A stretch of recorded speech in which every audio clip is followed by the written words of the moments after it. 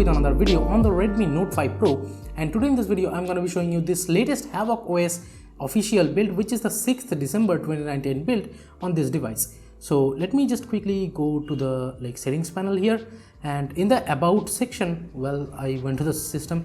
In the about section and in the Android version, you will see there is the HavocOS logo up top, and if you tap on the Android version, it is Android 10. Of course, the HavocOS version is 3.0. The security patch is latest of December 5th 2019, and the stock kernel here is extended kernel, and here you can see the build date again, 6th December. Let me go back, and in the system panel there is no system updater present up here, and the gestures is not present here because it is moved in the customization section.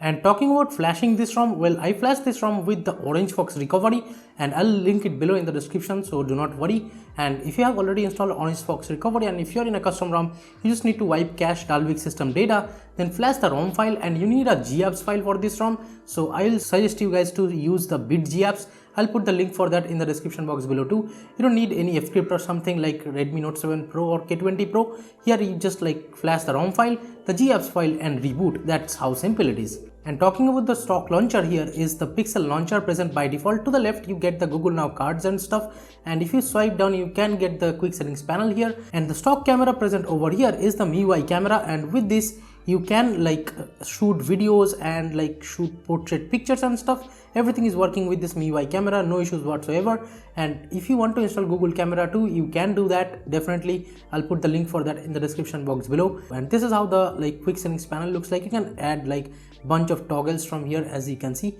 there are plenty of options for the quick toggles. And the Bluetooth and stuff, I have tested it. Yes, the Bluetooth devices work. You can do even calls over Bluetooth and stuff, and the call quality is great here. Let me show you the stock dialer. So this is how the stock dialer looks like, and VoLTE calls and stuff is working fine.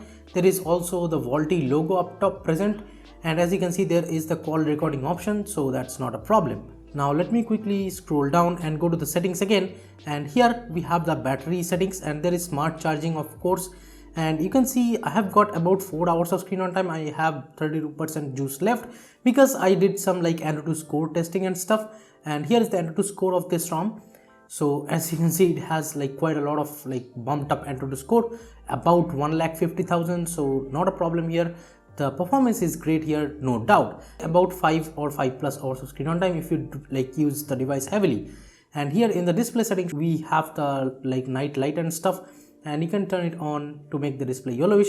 Then there is auto or adaptive brightness. In the live display we have the color profile. You can choose whatever you want. Then you can have the RGB control and the saturation, hue, contrast, intensity of the screen. Then we have the screen attention mode, and there we have the lock screen display cutout option is there for some reason, and there is the styles and wallpapers, and from here you can customize the whole theme. You can even change the clock on the lock screen, so that's great. And here we have the accent colors, and from here I have chosen it to be red, but by default it is it does look like blue, and as you can see it looks kind of blue here. So yeah, you can choose accent colors. There are a lot of options, no issues with that. And in the headline and body fonts, there are a lot of body fonts. As you can see in the icon shape, we have teardrop, square kill, rounded rectangle, etc. From the display settings, in the sounds, there is no Mi Audio Direct or something, so that's how it is. The sound quality via the headphone jack is pretty flat, I would say. And talking about the IR Blaster present up top, I would say yes, it is working. I have tested it with the RGB remote app. The IR Blaster does work over here, so that's great. And in the configuration center, you will get all the customizations. Of course, as you can see, there are plenty of options. In the status bar we have the clock and date, custom logo, brightness control. So this brightness control does work. This feature is really helpful for me at least. And here we have the double tap to sleep on the status bar. Now let me quickly show you the Figment scanner speed here.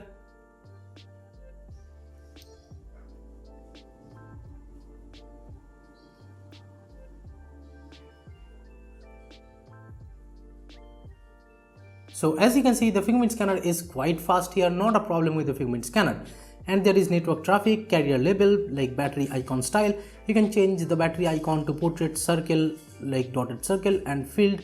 I have chosen it to be filled. And the battery percentage, you can have it enabled or just enabled while charging.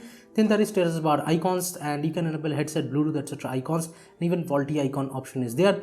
And there is HD icon and 4G icon instead of LTE. Then there is data disabled icons and stuff, and Bluetooth battery status is there, so that's good. Whenever you connect a Bluetooth device, it will show the battery of that like Bluetooth audio device up top on the status bar. And in the quick settings panel, we have the vibrate on touch, then quick pull down and stuff, and there is the header image, column and row numbers, then there is auto brightness icon and stuff. And in the screen we have the like framework values, or you can like have the corner padding and stuff. And ambient display, we have the battery level, and always on display is there. If you want that, you can definitely use that. Now let me go into the buttons. There is the power menu, and here we have the advanced reboot. Let me show you this advanced reboot option is there, and it does work flawlessly. And below that there is screen of power button toggle torch, long press I have set it to. Now let me show you if it actually works. So yeah, as you can see, it does work.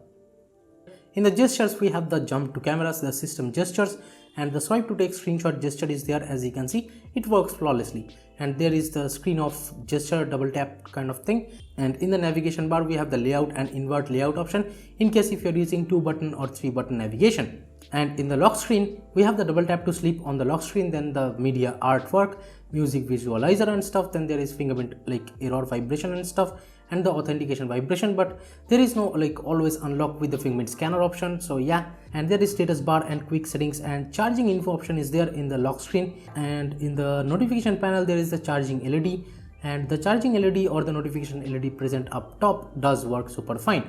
Heads up, you can disable it, and there is the in-call vibrations option in the notifications. And in the like animations, we have this kind of like whole UI animation options, and quick setting tile animation is there too. You can have it to like flip or rotate. Let me go back. In the battery savings, we have the like battery saver of course, and in the MISC settings we have the charging animation, then wake up on charge disabling option. Then there is also gaming mode. Let me show you the charging animation quickly. Looks pretty low. Now let's talk about the good things over here. Well, the Google Pay does work right out of the box, so that's a great feature I would say. And like if you want Google Pay to be working right out of the box, this is the ROM to go with. And the widgets and stuff, as you can see, are working fine here. Now let me quickly open some of the apps and show you guys the app open speeds and the RAM management here. Facebook, Twitter, Play Store, YouTube, and Instagram. Now let's open all the apps from memory again. And as you can see, this is opening all the apps quite fast, and I would say the performance here is pretty great. So in terms of day-to-day performance, it won't be having any issues I think, and the whole UI performance is pretty smooth. You can switch between apps just like this. It is very quick, no problems at all that I could find. Also, the double tap to wake is there, as you can see. So in terms of graphic settings in PUBG, we have the smooth and high, then you can go balanced and high, and there is also HD and high settings. So I can definitely recommend you guys to like flash this ROM for gaming too, because there is this HD and high settings, and HDR is simply not available of course, but the gaming performance with like high settings should be pretty good. So what do I think about this ROM? Well, I would say this is a pretty great ROM to go with if you are really into customizations, and if you want a custom ROM to be like pretty good with everything. Almost it covers all the corners. It has the double tap to sleep like on the status bar. It has the brightness control from the status bar, has advanced reboot and stuff. If you don't want to go like pure stock Android wave with pixel experience and you need a little bit of customizations, which also offers like great performance with a decent battery life and overall daily driving performance should be pretty good here.